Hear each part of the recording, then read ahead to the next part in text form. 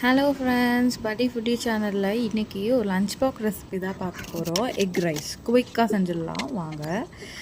2 வெங்காயம் 2 பச்சை மிளகாய் எடுத்து கட் பண்ணிக்கோங்க.